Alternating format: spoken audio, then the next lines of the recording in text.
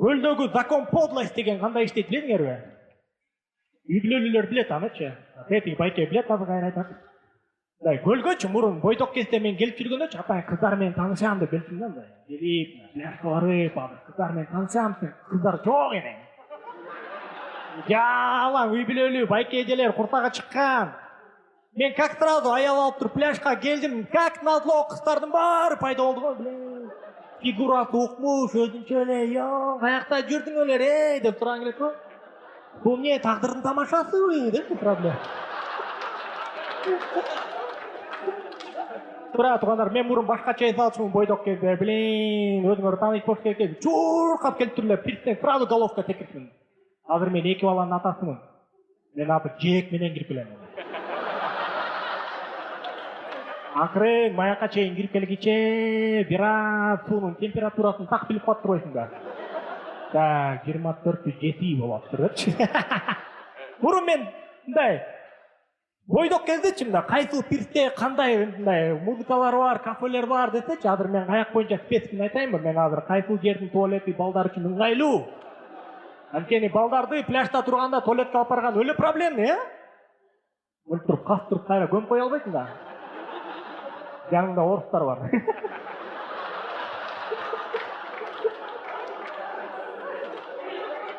Мондай сөздөр көп кездешет. Мен азыр досторум арасында балдар менен көлгө барып өлө соон эс алып келдик деп. Сонун деген сөздү алып салса эле болот, Балдар менен көлгө барган качан сонун болчу эле, мындай. Эч качан. Байке, өзүң эле келдиңби, балаң мененби? Все.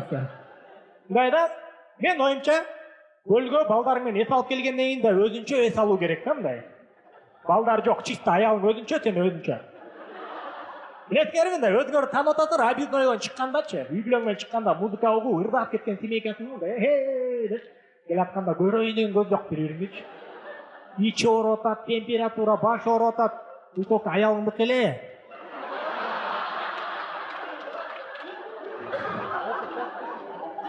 Көлдүн сезону башталганда баарыбыз көлдүк досторду издеп баштайбыз, Ким бар эле, бак бар беле депчи. Көлдүк досторду, көлдүк тааныштарды издейбиз, биз карапайым элди айтып эмне кылабыз? Даже чоңдордун көлдүк достору бар. Мисалы үчүн Камчек Кыдыршаевдин деле көлдүк досу бар турабы? Ал деле стратег, алдын ала ойлонгон, депчи.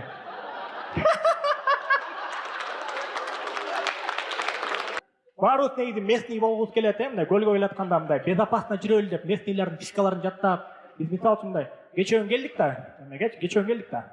Анан дүкөнгө кирсем, мондай бир сөздү угуп калдым да, бирөөчү. Экен биз Ананьевадан болобуз.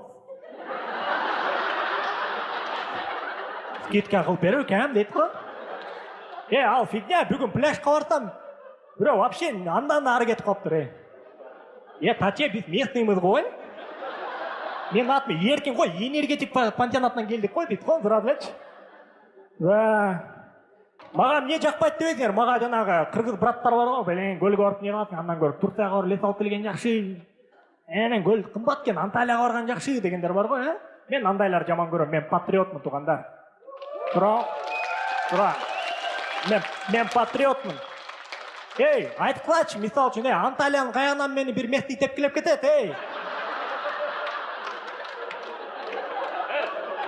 Анталиянын бир пляжынан какой-то курт менен тоногуча биздин кыргыздын родной бостерлик бир брат тоногон жакшы да.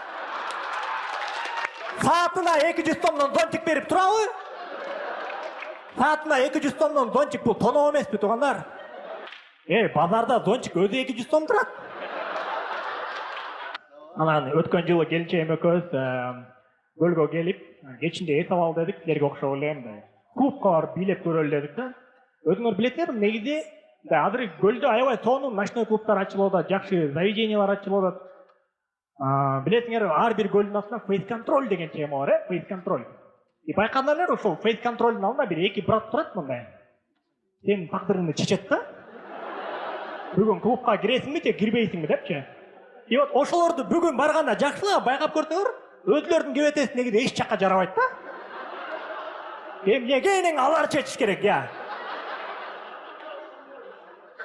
Аларга фейс контроль керек турабы биринчи очеред. Жаман обидно экен да. Анткени аялым өттү, мен өтпөй калдым да. А эгерде аябың сен жок эс алып атса жаман жүрөгүң ооруйт экен. Белең канча том отуруп чыгат депчи. Ошо туугандар Айдимхан Рахатов